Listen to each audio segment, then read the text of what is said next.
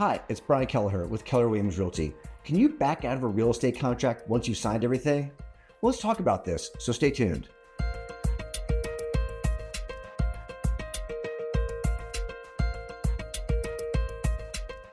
Can you back out of a real estate contract once you've signed everything and you're legally under contract for the purchase or the sale of a house?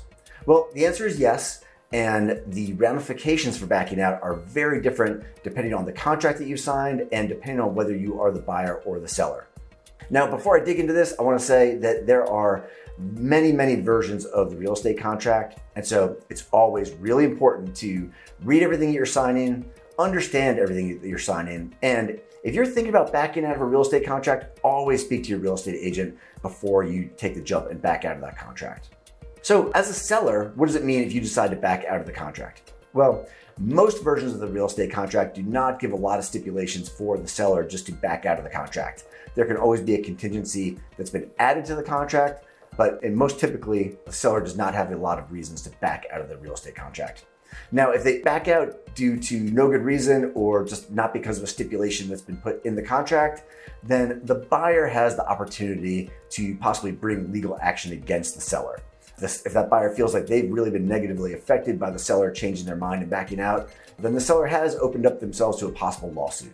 Now, as a buyer of a house, typically the real estate contract is going to provide for several contingencies or stipulations as to why they might be able to back out. It's going to be very different contract to contract, and some stipulations may be in some contracts and not in others. But most typically, it's going to be for inspections, financing contingencies for mortgages, possibly an appraisal, something like that. So if a buyer backs out to a stipulation in the contract, then they have the right to back out and the earnest money is due to come back to them. Now, if they back out due to just nothing in the contract, due to no good reason, and they walk away from the contract, then for starters, their earnest money is now at risk. That seller does not have to agree that that earnest money is returned to them. And in most cases, it's going to be due to go to the seller. In addition to that, if the seller feels like they've been negatively affected by the buyer backing out, they have the opportunity to bring legal action against the buyer. That could be due to something like lost time on the market, or possibly that seller has done repairs that they wouldn't have done if the buyer had not asked for them. Or maybe the seller's already moved out of their house with the expectation that this was going to close. So again, they open themselves up to possible legal action from the seller if they back out for no good reason. Now, when I talk about earnest money being due to come to the buyer or the seller, everybody understands, hopefully, that earnest money does not automatically go to anybody. Earnest money only goes to the buyer or the seller once the buyer and seller agree as to who is to get that earnest money.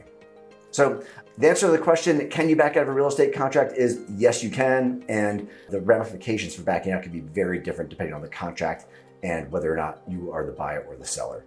So hopefully that clarifies some of that. If you have any questions about any of this, or if you're thinking about backing out of a real estate contract, please shoot me an email or a text. And in the meantime, thanks for tuning in and stay in touch.